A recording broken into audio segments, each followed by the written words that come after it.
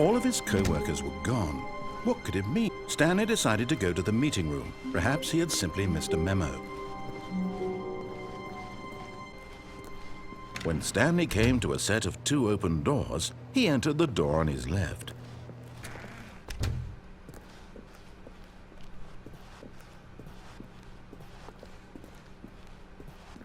Yet there was not a single person here either.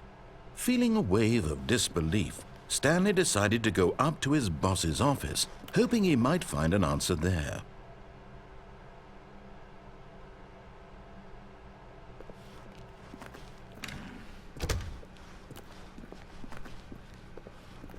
Coming to a staircase, Stanley walked upstairs to his boss's office.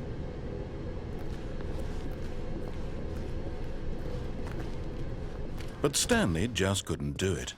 He considered the possibility of facing his boss, admitting he had left his post during work hours. He might be fired for that. And in such a competitive economy, why had he taken that risk? All because he believed everyone had vanished? His boss would think he was crazy. And then something occurred to Stanley. Maybe, he thought to himself, maybe I am crazy. All of my co-workers blinking mysteriously out of existence in a single moment for no reason at all? None of it made any logical sense. And as Stanley pondered this, he began to make other strange observations. For example, why couldn't he see his feet when he looked down? Why did doors close automatically behind him wherever he went? And for that matter, these rooms were starting to look pretty familiar. Were they simply repeating? No, Stanley said to himself, this is all too strange. This can't be real.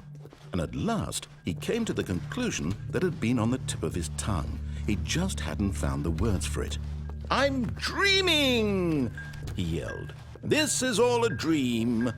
Oh, what a relief Stanley felt to have finally found an answer, an explanation. His co-workers weren't actually gone. He wasn't going to lose his job. He wasn't crazy after all. And he thought to himself, I suppose I'll wake up soon. I'll have to go back to my boring real-life job pushing buttons. I may as well enjoy this while I'm still lucid. So he imagined himself flying and began to gently float above the ground. Then he imagined himself soaring through space on a magical star field, and it too appeared. It was so much fun, and Stanley marveled that he had still not woken up. How was he remaining so lucid? And then perhaps the strangest question of them all entered Stanley's head. One he was amazed he hadn't asked himself sooner. Why is there a voice in my head dictating everything that I'm doing and thinking? Now the voice was describing itself being considered by Stanley, who found it particularly strange. I'm dreaming about a voice describing me, thinking about how it's describing my thoughts, he thought. And while he thought it all very odd and wondered if this voice spoke to all people in their dreams, the truth was that, of course, this was not a dream. How could it be? Was Stanley simply deceiving himself, believing that if he's asleep, he doesn't have to take responsibility for himself? Stanley is as awake right now as he's ever been in his life. Now, hearing the voice speak these words was quite a shock to Stanley. After all, he knew for certain, beyond a doubt, that this was in fact a dream.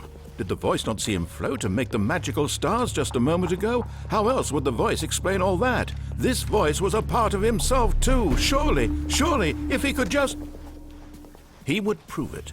He would prove that he was in control, that this was a dream. So he closed his eyes gently, and he invited himself to wake up. He felt the cool weight of the blanket on his skin, the press of the mattress on his back, the fresh air of a world outside this one. Let me wake up, he thought to himself. I'm through with this dream. I wish it to be over. Let me go back to my job. Let me continue pushing the buttons. Please, it's all I want. I want my apartment and my wife and my job. All I want is my life exactly the way it's always been. My life is normal. I am normal. Everything will be fine. I am okay.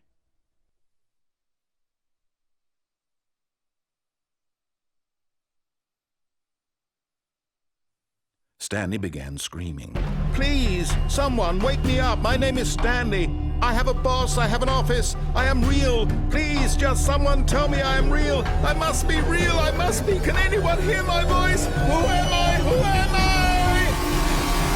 I?" And everything went black.